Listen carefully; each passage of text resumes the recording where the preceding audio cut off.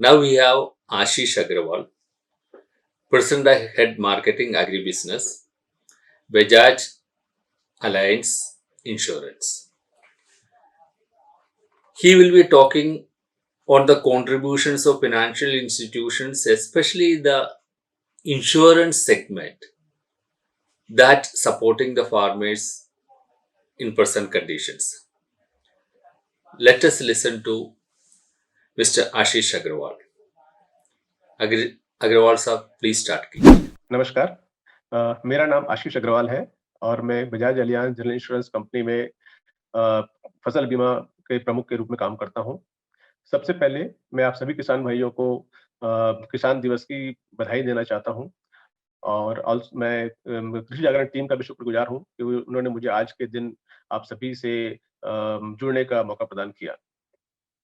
मुझे कृषि क्षेत्र में फाइनेंशियल इंस्टीट्यूशंस का क्या योगदान है, उसके बारे में आप लोगों को बताने को कहा गया है। तो जैसा कि आप सब लोग जानते हैं कि किसान भाइयों का जो व्यवसाय है कृषि का, ये बहुत ही पिक्यूलियर सा व्यवसाय है जिसमें कि किसान जो है पूरे साल भर मेहनत करते हैं, डेली वो मेहनत करते हैं और उनके जो इनकम होता है, वो तभी होता है जब वो फसल को काट कर घर पे लाते हैं।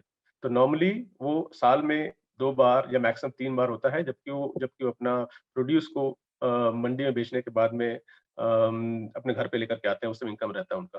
परंतु उनकी जो रिक्वायरमेंट है, फाइनेंस की रिक्वायरमेंट है, मनी रिक्वायरमेंट है, वो थ्रू आउट द ईयर चलते रहता है। तो सापेक्ष में, उस परिप्रेक्ष्य में बैंकों का या फाइनेंशियल इंस्टीट्यूशंस का या इंश्योरेंस कंपनियों का बहुत ही इंपॉर्टेंट रोल है, जो कि काफी समय से चला जा रहा है। और जैसा कि आप सभी जानते हैं कि कृषि क्षेत्र में ही फाइनेंस को बढ़ावा देने के लिए और किसान भाइयों को समय पर फाइनेंस प्रोवाइड करने के लिए गवर्नमेंट ऑफ इंडिया ने काफी पहल समय-समय पे किया है। सबसे इम्पोर्टेंट पहल यही है कि उन्होंने कृषि क्षेत्र के लिए ही या रूरल क्षेत्र में फाइनेंस प्रोवाइड करने के लिए उन्होंने नाबार्ड नाम की एक संस्था का भी गठन किया हुआ था, जिसका कि मेन उद्देश्य यही है कि कृषि क्षेत्र में या रूरल डेवलपमेंट में जो फाइनेंस रिक्वायरमेंट है, वहाँ से उन्हें मिलता है। तो और उसके अलावा फाइनेंशियल इंस्टीट्यूशंस को ये भी आरबीआई की तरफ से ये निर्देश है कि वो जितना भी लेंडिंग करते हैं, जो भी लोन देते हैं, उसका एक सिग्निफिकेंट पोर्शन एक प्रायोरिटी सेक्टर लेंडिंग के थ्रू भी उनको किया जाता है, जो कि नॉर्मली रूरल डेवलपमेंट में या कृषि क्षेत्र के डेवलपमेंट में ही जाता है। सभी बैंकों को ये भी एक ये निर्देश दिया गया है गवर्नमेंट तरफ से कि उनको एक certain number of branches rural area में होना चाहिए, सो दैट किसान भाइयों को दिक्कत ना हो और जब कभी भी उनको जरूरत हो किसी भी फाइनेंस की, they can get it from there. एक बहुत ही अच्छी स्कीम है जो गवर्नमेंट ऑफ इंडिया ने ऑलरेडी किया हुआ है, वो है किसान क्रेडिट कार्ड का। आज की डेट में किसान credit card I think almost करीब करीब 7.5 करोड़ फार्मर्स हैं जिन्होंने किसान क्रेडिट कार्ड लिया हुआ है और जिससे उनको एक शॉर्ट टर्म लोन मिल जाता है। किसान क्रेडिट कार्ड में डिपेंडिंग ऑन कि कितनी लैंड होल्डिंग है, ये कौन सी क्रॉप की फसल लेने जा रहे हैं, उसके बेसिस पे लोन मिलता है। बट उसके अलावा भी पोस्ट हार्वेस्ट मैनेजमेंट के लिए या हाउस होल्ड कंजम्पशन के लिए या अपने मशीनरीज के रख रखाव के लिए भी वो सब लोन उसमें उस किसान क्रेडिट कार्ड से लिया जा सकता है। और उसके अलावा एक ये भी फीचर है कि अपने फसल की सुरक्षा के लिए आप जो बीमा कराते हैं, वो भी किसान क्रेडिट कार्ड के थ्रू हो जाता है। अभी पिछले कुछ समय में बैंकों का व्यवसाय काफ़ी रूरल एरिया में काफ़ी फैला है। जैसे कि आपको ये पता होगा कि पिछले कुछ सालों में गवर्नमेंट ने एक मैंडेटरी किया हुआ था कि जन धन अकाउंट ओपन होना चाहिए और जो भी अब ट्रांज़ैक्शंस हो रहा है, जो भी गवर्नमेंट की तरफ से सब्सिडीज़ आ रही हैं, गवर्नमेंट की तरफ से जो सहायता मिलती है किसान भाइयों को, वो सभी बैंक अकाउंट के थ्रू डायरेक्टली उनके अकाउंट में आता है। उसका जो पर्पज़ यही है, पहले उन्हें काफ़ी समय लगता था कि बैंकों में जा कर के पैसे लिए जाएँ या किसी बिचौलिए के थ्रू उनको जो पैसे रूट होते थे, मनी रूट होते थे, उसको अवॉइड करने के लिए अब सभी अकाउंट्स जो है डायरेक्टली किसान के नाम पे ओपन हो रहे हैं।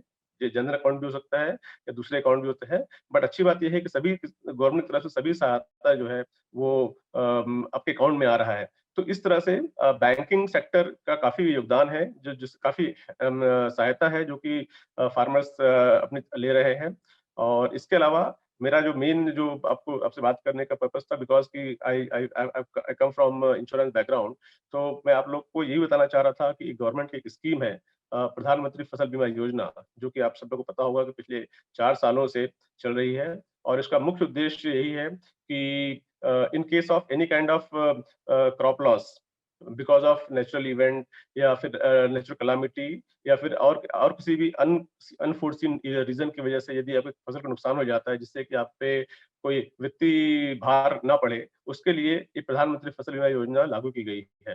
हालाँकि ये योजना काफ़ी समय से है, परंतु ये एक उन्होंने एक बहुत ही रिलेवेंट फीचर्स के साथ में और बहुत ही किसान भाइयों के हिसाब से जो डे टू डे रिस्क होते हैं एग्रीकल्चर में, उनको ध्यान में रखते हुए इस स्कीम को 2016 से लॉन्च किया गया है। और स्कीम ऑलरेडी 5 साल हो चुका है और काफ़ी अच्छे से पूरे देश में चल रही है।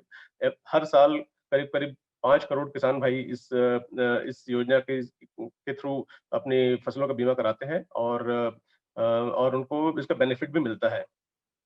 तो सबसे पहले यदि मैं बताना चाहूँ कि ये इस प्रधानमंत्री फसल बीमा योजना में सभी तरह के क्रॉप का इंश्योरेंस कराया जा सकता है और इसका जो नोटिफ़िकेशन है वो स्टेट गवर्नमेंट के थ्रू होता है। तो जो भी फसल जिसमें कि लाइक खरीफ की फसलों का अलग बीमा होता है, रबी की फसलों का अलग बीमा होता है। खरीफ की फसलों में जैसा आप जानते हैं योर पैडी, मेज़ बाजरा कपास, ये सभी तरह के फसल जिसमें कि नुकसान हो सकते हैं, उन सभी का बीमा सभी जगह पे हो रहा है। सिमिलरली रबी की फसल में के लिए आपका गेहूँ आपका ग्राम, सरसों, बार्ले इन सभी का भी इंश्योरेंस होता है और दोनों सीज़न के लिए अलग-अलग प्रीमियम दर निर्धारित की गई है। प्रीमियम दर कुछ भी हो सकता है बट किसान भाई जो है सिर्फ़ और सिर्फ़ एक निश्चित प्रीमियम पे करते हैं सीज़न वाइज़। लाइक खरीफ के सीज़न में वी पे only 2% of the some insured. Similarly rabi season में जो प्रीमियम निर्धारित किया गया है, जो किसान को देना होता है, वो 1.5% होता है और एनुअल क्रॉप और हॉर्टिकल्चर क्रॉप के लिए ये प्रीमियम राशि 1.5% है।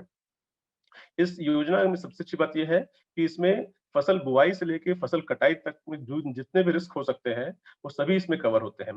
लाइक आपका जो प्रिवेंटेड सोइंग होती है, कभी-कभी क्या होता है कि हम पूरी तरह से क्रॉप ग्रो करना चाहते हैं, हमने पूरी तैयारी कर रखी है फील्ड में, परंतु मौसम आपका साथ नहीं देता है, आपकी बारिश नहीं हुई या बारिश होने में बहुत लेट हो गया। तो जितनी भी हमने मेहनत किया हुआ है, उस मेहनत कि उसको उसकी वजह से आपकी क्रॉप शोइंग नहीं होती है, डिले शोइंग हो जाती है।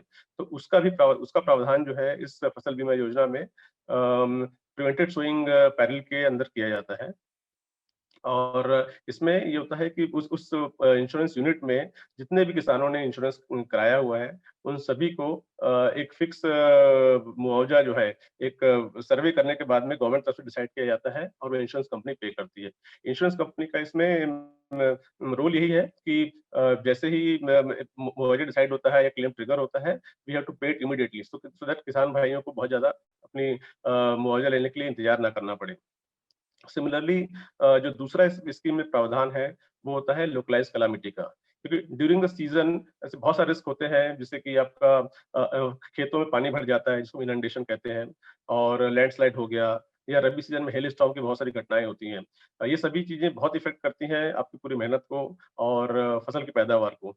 तो इसके लिए इंडिविजुअल लेवल पर क्लेम देने का प्रावधान है, जिसको हम लोकलाइज्ड कैलामिटी के अंदर हम करते हैं। जिसमें कि कोई भी किसान भाई जो है इंश्योरेंस कंपनी को किसी भी तरह से through mobile app, through government offices, through banks या कॉल सेंटर के थ्रू इंश्योरेंस कंपनी को इन्फॉर्म कर सकते हैं और विदिन 10 डेज़ सर्वे होने के बाद में जितना भी अमाउंट लॉस असेसमेंट होता है, क्लेम उन किसान को खाते में सीधे सीधे डाल दिया जाता है। सिमिलरली और भी हो सकती है कि आपका इंडिविजुअल नुकसान ना हुआ हो बट पूरे गाँव का नुकसान हुआ हो।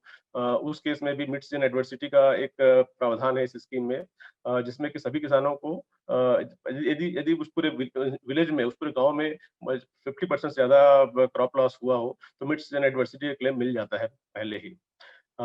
इसके अलावा at the end of the season crop harvest होने के बाद में यदि आपका जो जो पैदावार हुई है, उस पैदावार उस गाँव के इंश्योरेंस यूनिट की एवरेज से कम है। जो कि सीज़न से पहले ही डिसाइड हो जाता है कि इस गाँव की एवरेज पैदावार इस क्रॉप के लिए कितनी है।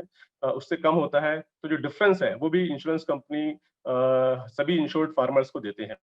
एक बहुत ही अच्छी प्रावधान है इसमें एक और भी है जिसको हम बोलते हैं पोस्ट हार्वेस्ट लॉसेस कि जब भी फसल काट काटने के बाद आपने फील्ड में उसको सूखने के लिए रखा हुआ है, वेट एंड ड्राई कंडीशन में, और उस समय यदि कोई बारिश हो जाती है या फसल में हेल स्टॉर्म हो जाता है, जो नुकसान होता है, उसका कवरेज भी इस प्रधानमंत्री फसल बीमा योजना की तरह होता है। तो इन सभी नुकसानों की भरपाई करने के लिए state government, government of India, वो उनके उन गाइडलाइन के हिसाब से इंश्योरेंस कंपनी का सिलेक्शन करती है कि कौन-कौन सी कंपनी आपके यहाँ पर इंश्योर करा सकती है। और अच्छी बात ये है कि हर एक जिले में एक इंश्योरेंस कंपनी होती है, जो कि आपको कवरेज प्रदान करती है। अभी जितने भी इंश्योरेंस कंपनी को गवर्नमेंट ऑफ इंडिया ने एलोकेट किया है for this year, financial year 2020, ये उस जगह पर, उस विलेज के लिए, उस जिले के लिए 3 साल काम करने के लिए प्रतिबंधित है। मीन्स 3 साल तक आपको वही एक इंश्योरेंस कंपनी है जो कि इंश्योरेंस कवरेज प्रोवाइड करेंगी, और इससे ये है कि उनको उनके ऑफिसेज़ वहाँ पर होंगे, उनके लोकल रिसोर्सेज़ रहेंगे जो कि आपको हेल्प कर सकते हैं, या फिर उनका पूरा एफर्ट ये रहेगा कि आपको 3 साल के अंदर में जो भी आपको एक लाइज़निंग बन जाएगी आपके साथ में, सो दैट आप किसी भी तरह के फसल के नुकसान के लिए उस इंश्योरेंस कंपनी से बात कर सकते हैं। अ, हमेशा ये सुना कहा जाता है कि फसल बीमा तो बहुत पहले से है, परंतु लोग इंश्योरेंस नहीं कराते हैं, क्यों नहीं कराते हैं? तो उसका भी एक रीज़न है कि इसके बारे में अवेयरनेस कम है।